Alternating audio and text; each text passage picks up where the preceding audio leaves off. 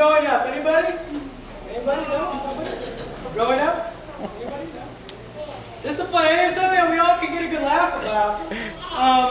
How many of us needed a lot of discipline? Anybody? All right. Good. All right.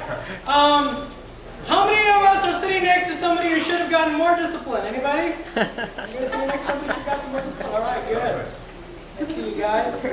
How many of us didn't get any discipline at all? Anybody? All right, got a couple of those. All right. How many of us, growing up, there was a lot of yelling in the house? How many of us? All right. Good.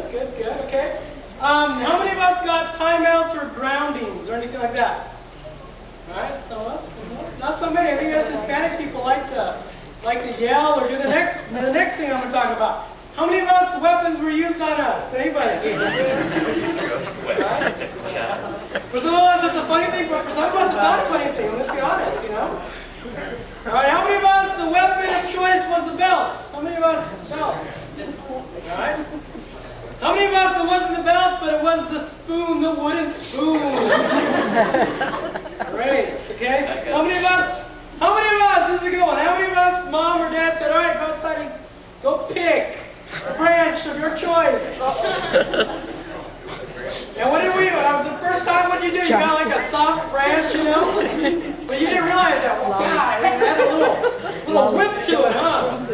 That's right.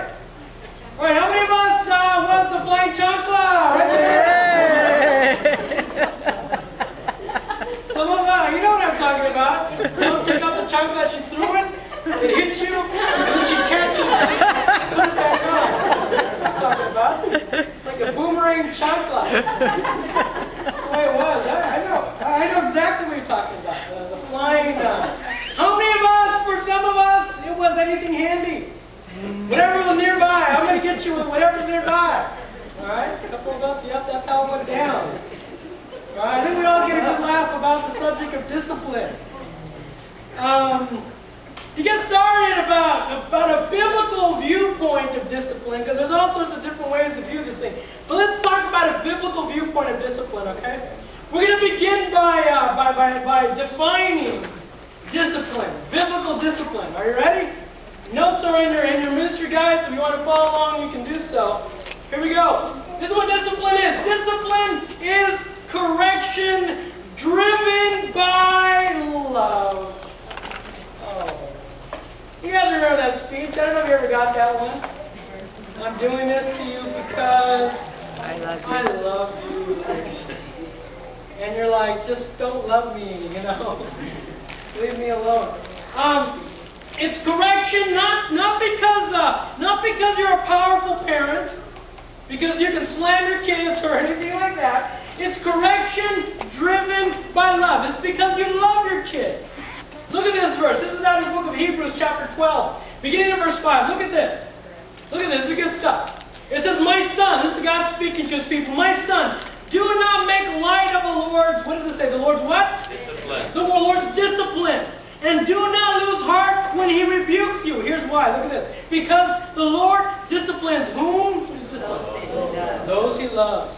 See, God is the example, father, of how we're supposed to treat kids. We discipline out of love. Because we love our kids, we discipline them. It's correction driven by love, not anger. Okay? So why is that? Why is discipline important? Look at this verse. This is Proverbs 19, verse 18. This is a great verse. Look at this. It says, discipline your son, for in that there is what? To say. Is it up there? All right, throw the next verse. There we go. Try this again.